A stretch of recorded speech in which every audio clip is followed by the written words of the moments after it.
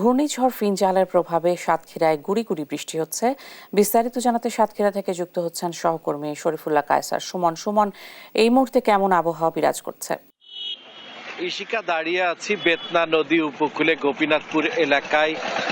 আজকে যেটি আবহাওয়া সারা রাত থেকে সকাল পর্যন্ত ছিল, কিন্তু অনেকটা গুমোট আবহাওয়া ছিল। আর গতকাল দুপুর থেকে ফিনজাল, যে ঘূর্ণিঝড় ফিনজাল, তার প্রভাবে বৃষ্টি হয়েছিল, রাত্রিতেও বৃষ্টি হয়েছে এবং একই সাথে স্বাভাবিকের চাইতেও বাতাস প্রবাহিত হয়েছে।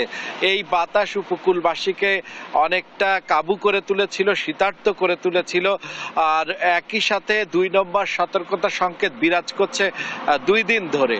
এই ২ দিন ধরে ২ নম্বর সতর্কতা সংকেতের সাথে সাথেই উপকূলবর্তী মানুষকে সতর্ক থাকার জন্য আহ্বান জানানো হয়েছিল। যদিও এই ঝড়টির গতিপথ ছিল ভারতের তামিলনাড়ুর দিকে, তারপরেও বঙ্গোপসাগরের দিকে এর প্রভাব দৃশ্যমান থাকার কারণেই এই সতর্কতা জারি করা হয়।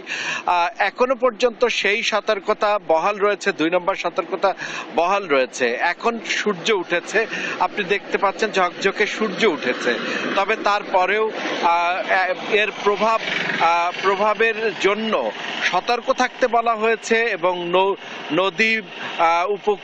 নদী এবং সাগর উপকূলের নৌযানগুলোকে সতর্কতার সাথে চলাচল করতে বলা হয়েছে এবং জেলেদেরকে সতর্কতার সাথেও থাকতে বলা হয়েছে।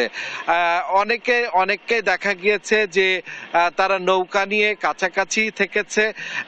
এখনো পর্যন্ত কোনো ঘটনা ঘটেনি এবং আপনি জানেন যে বাংলাদেশের দীর্ঘতম বেড়িবাঁধ, উপকূলীয় বেড়িবাঁধ সাতক্ষীরাতে। সেই সাতক্ষীরার উপকূলীয় বেড়িবাঁধগুলো দুর্বল থাকার কারণে দুশ্চিন্তা উপকূলবাসীর জন্য থেকেই যায়। তবে তার মধ্যেও কোনো ধরনের দুর্ঘটনা বা কোনো ক্ষয়ক্ষতির কোনো খবর পাওয়া যায়নি। আর সূর্য ওঠার কারণে ফিনজালের যে ভয়টি ছিল, ঝড়ের প্রভাবের যে ভয়টি ছিল, সে ভয়টি অনেকাংশেই কেটে গিয়েছে। এই ছিল আমার কাছে সর্বশেষ।